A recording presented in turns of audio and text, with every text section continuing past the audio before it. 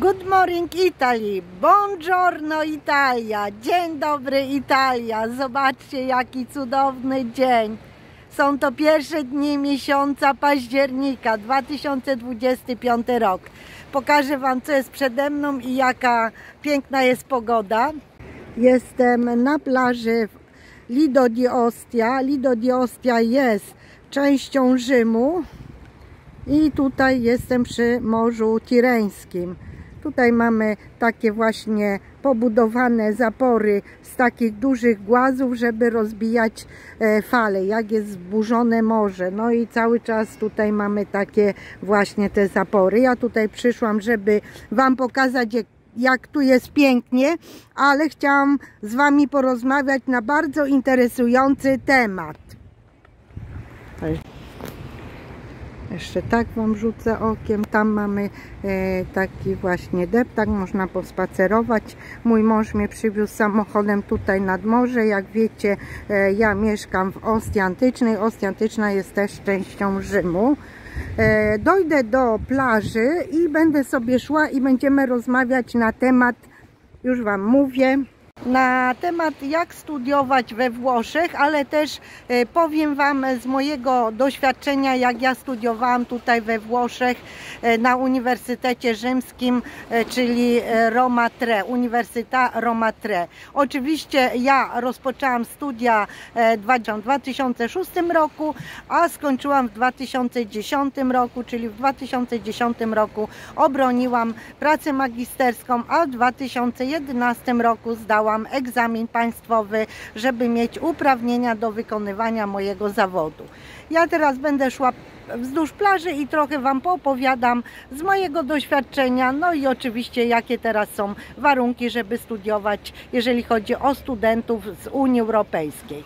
Jeżeli jesteś tutaj na tym kanale Good Morning Italy pierwszy raz, to serdecznie Cię zapraszam do subskrybowania, stuknij w dzwonek, stuknij w podbijanie filmu. Ojejku, zobacz jaki piękny samolot leci, bo jesteśmy przy filmie. Ojejku, normalnie niesamowicie. Olbrzym, naprawdę duży. Widzicie, zagłusza mnie, ale będę dalej mówić. Zostaw komentarz, usiądź wygodnie i zaczynamy!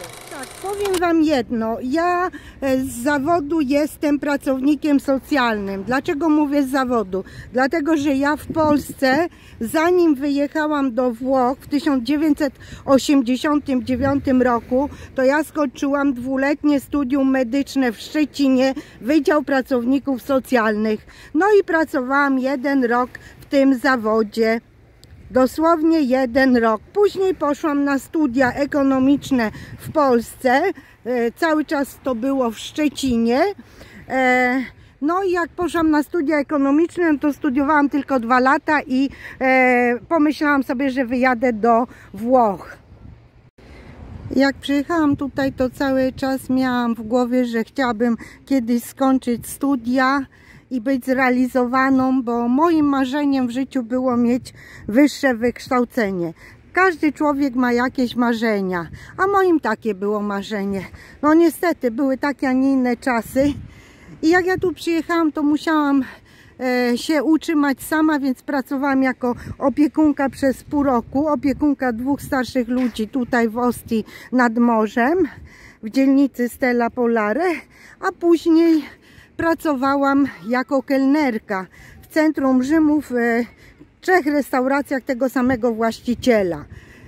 I powiem Wam, że cały czas miałam marzenia, żeby studiować, ale niestety pracowałam na 2 zmiany i nie mogłam podjąć studiów, bo we Włoszech studia są dzienne. Oddaliłam się od morza, bo chodzi o to, że jest szum, a ja nie mam mikrofonu i będę zagłuszana przez ten szum.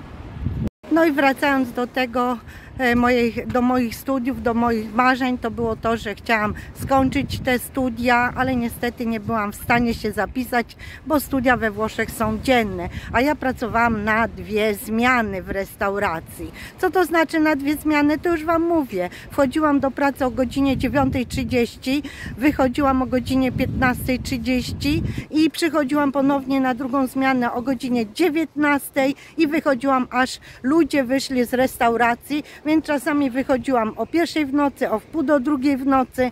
Oczywiście o tej godzinie brałam taryfę, żeby wrócić do domu, bo było niebezpiecznie wracać z centrum Rzymu w drugi koniec Rzymu. Ja od centrum Rzymu mieszkałam prawie godzinę czasu autobusem podmiejskim. Taryfą to może szybciej. No i nie mogłam podjąć studiów. Jak widzicie, we Włoszech studia są dzienne, nie ma studiów zaocznych. Pierwsza rzecz, taka różnica między polskimi uniwersytetami a włoskimi uniwersytetami. Studiując we Włoszech trzeba naprawdę się przykładać, więc nawet jakbym pracowała i starała się jeździć na uniwersytet, a gdybym pracowała tylko na jedną zmianę, to powiem Wam, że nie wiem, czy bym była w stanie wszystkiego się nauczyć i pracując codziennie po 8 godzin. Nie przypuszczam, bo wiem, jak studiowałam, ile czasu musiałam poświęcić, żeby się uczyć. Muszę obalić mit wszystkich Polaków, którzy mówią, że we Włoszech jest niski poziom nauczania i że nie wymagają tak od ludzi i że po prostu uniwersytety są na niskim poziomie. To jest nieprawda. Już obalam ten mit. To jest naprawdę nieprawda. Ludzie tutaj kończą uniwersytety i są rozchwytywani na całym świecie. Inżynierowie, naukowcy. Po prostu tu jest bardzo wysoki poziom nauczania i człowiek zdobywa najlepsze wykształcenie. Odpowiedzcie mi na pytanie, który uniwersytet w Polsce jest uznawany na świecie? Dyplom tego, no nie dyplom, tylko po prostu certyfikat Uniwersytetu Polskiego i jest uznawany na świecie i Ty w tym zawodzie możesz pracować. Napiszcie mi to w komentarzu. Ja na razie jeszcze nie sprawdzam, ale z moich informacji to wynika tylko, że to jest Uniwersytet Jagielloński w Krakowie. Zobaczcie, przyszłam stamtąd. Tutaj jakiś człowieczek się opala, drugi. To do słonka jest fajnie. Naprawdę jest bardzo fajnie. Jeszcze parę osób jest rozebranych i się opala. Tam dalej widziałam jedną panią, siedziała sobie na krzesełku, ubrana i robiła na szydełku. No niesamowite. No nie chciałam jej przeszkadzać, bo chciałam ją trochę nagrać, ale dałam sobie spokój. Mówię, nie będę pani przeszkadzać, ale to jest takie cudowne tutaj. Tutaj mamy też takie studzienki, nosówki. Ja już na którymś filmie Wam pokazywałam. Zobaczcie, jak tutaj też... O, ptaszek, zobaczcie. To są tak zwane nosówki, gdzie przyciskasz i Ci leci woda. Jak wyjdę stąd, to zaraz Wam to nagram, ale jeszcze przejdę się kawałek i po prostu wyjdę tam. No za bardzo nie mogę się przybliżać tam do tego budynku, bo słyszę, że dziecko płacze, to będę też zagłuszana.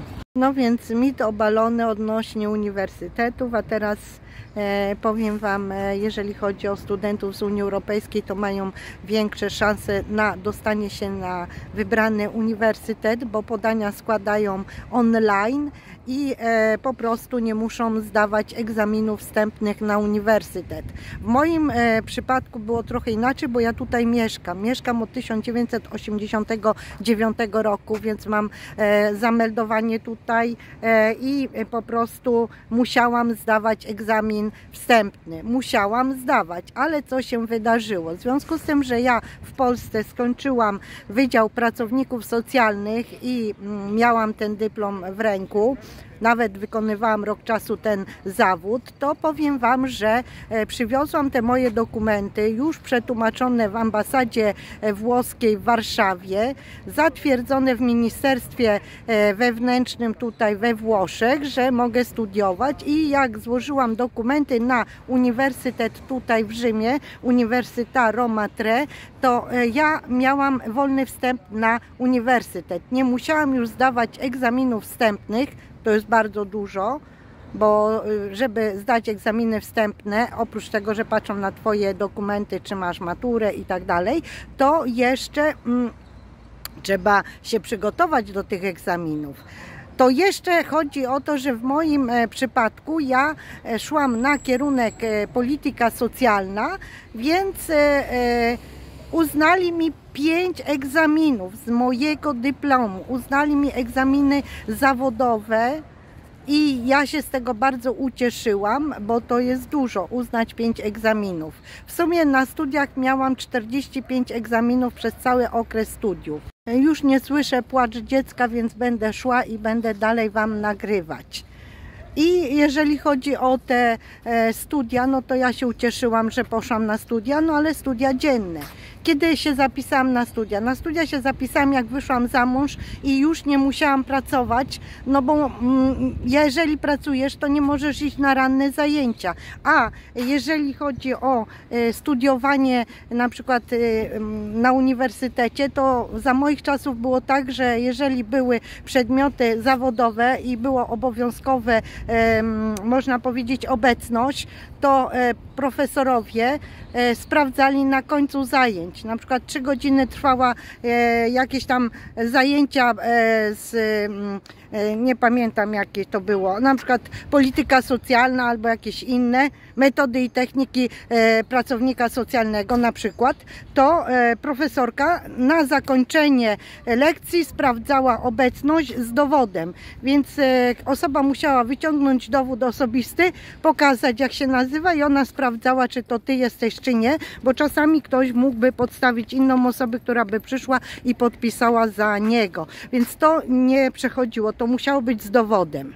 I teraz jeżeli chodzi o mój Wydział Pracowników Socjalnych, to powiem Wam tak, kiedy się zdaje egzaminy? Egzaminy się zdaje w ciągu całego roku, dany przedmiot musi zaliczyć i niektóre przedmioty, na przykład przedmioty zawodowe w moim przypadku, trzeba było zaliczać w tym samym roku, żeby iść na drugi rok. Ale były takie przedmioty, które można było zaliczyć w okresie 3 lat, czyli ustalałaś sobie podejście do egzaminu, datę i szłaś i zdawałaś. Pięknie jest, prawda? Teraz jeszcze Wam powiem odnośnie tych egzaminów, bo to też było bardzo ciekawe, że na przykład jeżeli dostałaś gorszą ocenę, to mogłaś zrezygnować z tej oceny i zapisać się jeszcze raz na egzamin za jakiś czas. Także nie byłaś usatysfakcjonowana z tych ocen, no to i miałaś jakieś tam cele, że chcesz mieć wysokie oceny, no to tak to wyglądało. Druga sprawa, to jeszcze powiem Wam tak, że oceny na studiach są inne niż w liceum czy w szkole podstawowej tutaj. Oceny są od numer 18 do 30. 18 jest najniższa ocena, a jak niezaliczone, no to jest mniej niż 18, a najwyższa jest 30, ale też można dostać 30 z celującym, czyli lodę, trenta lodę. I ja na moich studiach nawet dostałam trenta lodę od pani profesor z filozofii. To był największy mój dzień i najlepsza ocena, jaką kiedykolwiek dostałam, bo dostałam trenta lodę. Ja trenta też dostawałam, najlepsze oceny też, ale chodzi o to, że ta profesorka była zaszokowana moim podejściem do filozofii, jak ja studiowałam te 2 książki, co ja robiłam i jak ja odpowiadałam na pytania, a na pytania trzeba odpowiadać logicznie i dedukująco, czyli trzeba myśleć, a nie trzeba po prostu książkę tam mówić. Tam była taka Włoszka, która wyszła i zaczęła mówić, odpowiadać na pytania. I tak szybko mówiła, ale jak profesorka jej zadała pytanie, gdzie powinna pomyśleć, ona nie pomyślała. No i profesorka powiedziała, że jej daje 24. I ona się rozpłakała, ona mówi, co się stało, ona tyle się uczyłam, ale ona mówi, profesorka, no ty po prostu nie myślisz, musisz myśleć, jak odpowiadać. Więc dziewczyna zrezygnowała z oceny, powiedziała, że się przyłoży jeszcze raz, będzie myśleć i przyjdzie na egzamin.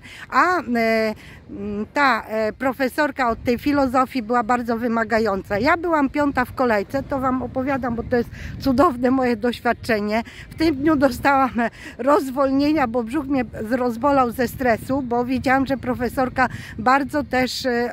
bardzo surowa jest w ocenach. Ale ja sobie pomyślałam tak, że ja po prostu usiądę, będę z nią rozmawiać, będę jej mówić co i jak, bo ja naprawdę to w Polsce nigdy w życiu nie studiowałam filozofii, bo w liceum nie mieliśmy filozofii, więc to było moje pierwsze zetknięcie z filozofią. No i jak ja studiowałam taką jedną książkę, gdzie były opisane różne obrazy, które są w kościołach w Rzymie, więc ja po prostu z tą książką jeździłam po kościołach, wchodziłam do kościoła i patrzyłam, jakie wrażenie robi na mnie kościół i ten obraz, autentycznie. I to opowiedziałam profesorce, oprócz tego inne, i ona powiedziała, że pracuje na uniwersytecie ponad 30 lat i jeszcze ją studenci zaskakują, bo ja jedyna byłam w taki sposób, podeszłam do przedmiotu, autentycznie, i dostałam 30 celujące. Takim moim cudownym przeżyciem było to, że przygotowywałam się od wiosny do lata do egzaminów i przygotowałam chyba 4 egzaminy. Muszę się oddalić, bo znowu tam muzyka leci z tego lokalu. Tutaj na tej plaży wolnej mamy po prostu też taki bar, że można wypić kawę, usiąść, podelektować się pięknem morza, ale latem, jak tu jest dużo ludzi, bo to jest wolna plaża bez opłat, to mamy właśnie ten bar, że możemy kupić jedzenie, picie i mamy też toaletę. Przy okazji Wam pokazuję, jak tu jest pięknie.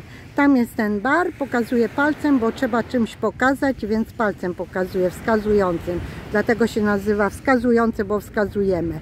I tutaj mamy toalety i przebieralnię, więc wszystko tutaj jest. A tam są jeszcze leżaki. Zobaczcie, że jeszcze to jest czynne, bo tutaj można wypożyczyć sobie leżak. No i zobaczcie, następny samolot leci. Nie wiem, czy mi się uda go przybliżyć. O, widzicie? Tak jest, jak się mieszka blisko lotniska. Będę nagrywać w ten sposób, pokażę Wam, że tutaj chodzi piękny gołąbek i będę Wam opowiadać o moich przeżyciach na uniwersytecie. Właśnie przygotowywałam się do 4 egzaminów i na przemian się uczyłam raz tego, no i po prostu zamówiłam sobie te 4 egzaminy w jeden dzień, czy w 2 dni, już teraz nie pamiętam, bo to było przeszło 15 lat temu. Ja studiowałam, jak Wam powiedziałam, od 2006 roku do 2010 roku, a teraz jest 2025, ale bym musiała dokładnie sprawdzić. W każdym bądź razie, że wiem, że w jednym dniu zdawałam chyba 2 egzaminy albo 3 i na następny dzień. I wyobraźcie sobie, że po prostu z jednej sali leciałam do drugiej, ustaliłam tam godziny i trzeba się zapisywać przez internet na te egzaminy. I wyobraźcie sobie, że z 2 egzaminów dostałam trenta, czyli najlepszą ocenę. Później jeszcze z jakiegoś egzaminu dostałam też, można powiedzieć, koło 30, tam 28 czy 29. No i ja cały czas się uczyłam w bibliotece z innymi studentkami, w bibliotece studenckiej, albo się uczyłam w bibliotece, gdzie mieszkałam, a w tym czasie mieszkałam w Toskanii, w miasteczku Altopascio. Ja Wam jakieś zdjęcia wstawię, tutaj nagram, zobaczycie, jakie piękne miasteczko, ale bibliotekę może znajdę takie zdjęcia, bo w bibliotece się uczyłam i tam taka piękna biblioteka była. I tam ze mną się uczyły dziewczyny, które studiowały w PIZ-ie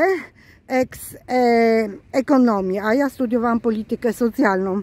I one jeden egzamin przygotowywały przez pół roku, a ja 4 egzaminy, więc to dla mnie było wielki wyczyn, bo ja jako Polka to miałam większe trudności, bo musiałam zrozumieć słowa techniczne i musiałam szukać w słowniku. Czasami się uczyłam z Włoszkami na uniwersytecie w Rzymie, żeby one mi wytłumaczyły na prosty sposób, co to znaczy, bo to nie jest tak prosto studiować politykę socjalną, gdzie ja jako pracownik socjalny miałam też dużo psychologii, pedagogikę i inne przedmioty. Już nie mówiąc, że ekonomię, statystykę, no po prostu historię. No dużo rzeczy miałam. Też 4 prawa, prawo Unii Europejskiej, prawo powszechne, kodeks cywilny, kodeks karny. No człowiek jako pracownik socjalny musi być obkuty bardzo. Jednym słowem, dużo się uczyłam i zdawałam dobrze egzaminy i przez cały okres studiów, mając te 45 egzaminów, 5 zaliczonych, w tym miałam tylko jeden egzamin pisemny, czyli ze statystyki. Statystyka dla mnie była trochę trudna i podchodziłam do egzaminu 2 razy i za drugim razem zdałam na najniższą ocenę, ale byłam szczęśliwa, bo bez tego egzaminu nie mogłabym przystąpić do obrony pracy magisterskiej. A ten egzamin zostawiłam na 3. rok. I tak to wyglądało. Zobaczcie, trochę brudno jest tu. Ale nic, będę teraz, wyjdę stąd i będę nagrywać tutaj, idąc chodnikiem do samochodu i Wam dokończę ten temat, bo jest bardzo ciekawy. Jak już powiedziałam, egzaminy możemy sobie rozkładać w czasie, ale są, tak jak powiedziałam, egzaminy zawodowe, że trzeba zdać ten egzamin, żeby iść na 2. rok. Ja też miałam praktykę w ośrodku opieki społecznej, wybrałam sobie tutaj praktykę w Ostii i też, żeby iść na praktykę, trzeba było mieć zdane egzaminy. Jak miałam praktykę w opiece społecznej z rana, to po południu jeździłam na zajęcia, bo tak było ustalone, taki mieliśmy program. Chodzi o opłaty, to Uniwersytet Roma III to jest uniwersytetem państwowym, więc tylko się robiło opłatę wstępną, takie bollo, taki opłata na uniwersytet, taki wpisowe, później opłata regionalna plus opłata na uniwersytet w zależności jakie miałaś dochody, więc oni na podstawie tego rozliczenia podatkowego patrzyli, jakie masz dochody i na podstawie tego płaciłaś raty co jakiś czas. 4 raty w ciągu roku można było płacić, albo 2 raty, jak tam ktoś sobie rozłożył, ale było na raty. Nie wiem, jak wygląda obrona pracy magisterskiej w Polsce, ale we Włoszech jest tak, że się wchodzi do sali. Tutaj akurat jest sala, gdzie ja obroniłam moją pracę magisterską w grudniu w 2010 roku i profesorów było około 14 osób. Nie wiem, czy 14, czy 12, ale bardzo dużo. Byłam bardzo stremowana. No i dlatego ich było tak dużo, bo było dużo studentów i oni się zbierają w jednej sali, w jednym pomieszczeniu i przywołują według nazwisk studentów, którzy mają obronę pracy magisterskiej. Ja byłam na Wydziale Polityki Socjalnej i w tym dniu ja zdawałam i inni studenci. Po zakończeniu właśnie tej obrony pracy magisterskiej poszliśmy na pyszny obiad. Tutaj ja jestem na tle Piazza Repubblica, a tutaj jak pracowałam w restauracji w 2000 roku byłam jeszcze szczupła i jeszcze nie studiowałam. Nawet nie myślałam, że pójdę na studia. Tutaj też jak obsługiwałam jako kelnerka różnych ludzi. Jeżeli chodzi o studentów z Unii Europejskiej, to po prostu studenci z Unii Europejskiej mają trochę inaczej. Właśnie tak jak chyba na początku powiedziałam, nie muszą zdawać egzaminów wstępnych, dostają pozwolenie na pracę, 20 godzin w tygodniu mogą wykonywać pracę. Mają też zameldowanie tutaj, muszą tylko zdać język włoski, bo większość przedmiotów jest w języku włoskim. Tutaj profesorowie nie znają angielskiego. Mało profesorów uczy w języku angielskim. To jest taki minus tego, co tutaj się dzieje na uniwersytecie. Może teraz się trochę zmieniło, ale to tak było. Jeżeli chodzi jeszcze o studentów z Unii Europejskiej, to mają też ubezpieczenie lekarskie, mogą mieszkać w akademiku i opłaty na uniwersytet też biorą pod uwagę, jaka jest średnia w ciągu, średnia na jedną osobę, jaki jest dochód w rodzinie. I też oni tam ustalają na podstawie tego. Jeżeli chodzi o uniwersytety prywatne, no to trochę drożej się studiuje. Sprawdzałam tutaj w statystykach. Uniwersytety prywatne biorą tak gdzieś od, jak tam było, jakoś od 2000 do 3000 rocznie się płaci za studiowanie, ale nawet i więcej. Jeżeli chodzi o uniwersytet taki państwowy, no to studiowanie tam, jeżeli chodzi o opłaty i tak dalej, no to wychodzi do 1600 euro rocznie, no bo opłaty, książki i tam różne rzeczy, to tyle może kosztować studenta. Na dzień dzisiejszy, bo jak ja studiowałam, to ceny były całkiem inne. był problem? Był problem z książkami. Czasami nie można było dostać książek do przedmiotów, albo były bardzo drogie, bo po prostu książki wszystkie są bardzo drogie. I jak ja studiowałam, to przy moim uniwersytecie była taka biblioteka, ale już nie istnieje, bo ja tam pojechałam i chciałam oddać książki po wielu latach, które mi zostały i nie ma już tej takiej księgarni, nie biblioteka, tylko taka księgarnia, gdzie miała nowe książki, ale też przyjmowała książki używane, gdzie mógł inny student kupić. Tego już nie ma. Studiując tutaj możemy korzystać z biblioteki uniwersyteckiej, z biblioteki miasta i jest taka możliwość, że miasta między sobą przesyłają książki dla studentów, jeżeli potrzebują jakąś książkę.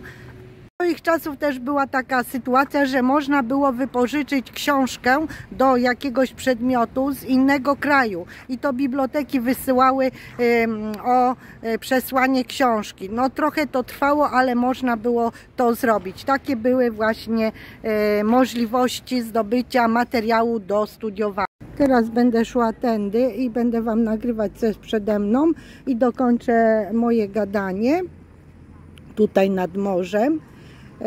Na tym filmie też Wam wstawiłam już różne zdjęcia z uniwersytetu, bo mam w albumie, więc teraz jak to nagrywam, to oczywiście jeszcze nie wiem, jakie zdjęcia wstawiłam, ale wiem, że wstawiam i będą te zdjęcia. Może mi się uda zdobyć jakiś filmik, nie wiem, czy mam gdzieś tam w archiwum jakieś filmiki z uniwersytetu. Łatwo studiować we Włoszech? Nie jest łatwo, trzeba się przykładać do przedmiotów. Nikt na piękne oczy i na piękne nogi nie daje żadnych ocen. Nie to, że przyjdzie studentka i będzie się mizgać przed profesorem i że dostanie dobrą ocenę. Absolutnie to tak nie funkcjonuje. Tutaj naprawdę trzeba się uczyć. Jeżeli nie znasz języka włoskiego, to będziesz miała duże trudności w studiowaniu niektórych przedmiotów.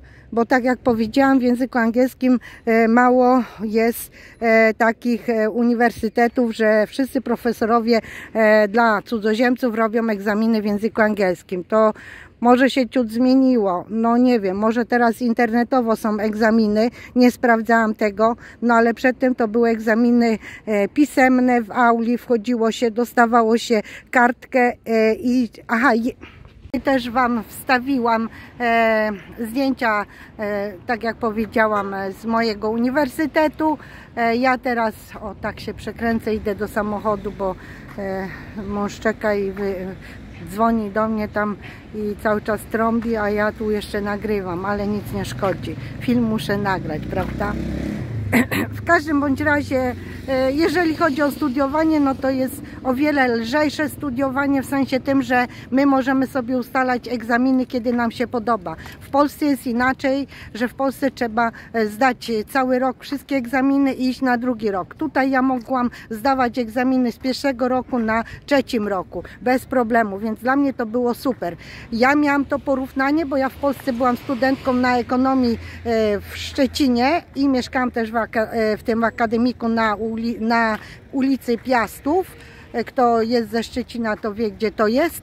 Jednym słowem powiem Wam, że po prostu bardzo się cieszyłam, że tu studiowałam. No i jeszcze taka ciekawostka dla osób, które chcą wiedzieć, ile miałam lat. Na studia się zapisałam, jak miałam 40 lat.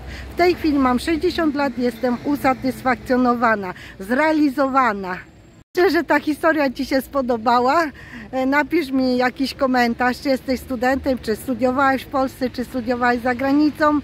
Jeżeli Ci się właśnie ten film podobał, to nie zapomnij ocenić ten film w formie łapki w górę, komentarza i podbicia. A teraz żegnam się z Wami z tego cudownego miejsca. Jeszcze Wam rzucę okiem, jak tu jest pięknie i widzimy się na następnym filmie. Ciao, ciao, ciao! Widzicie, jak jest pięknie i leci następny samolot. Ja już Wam go nagram.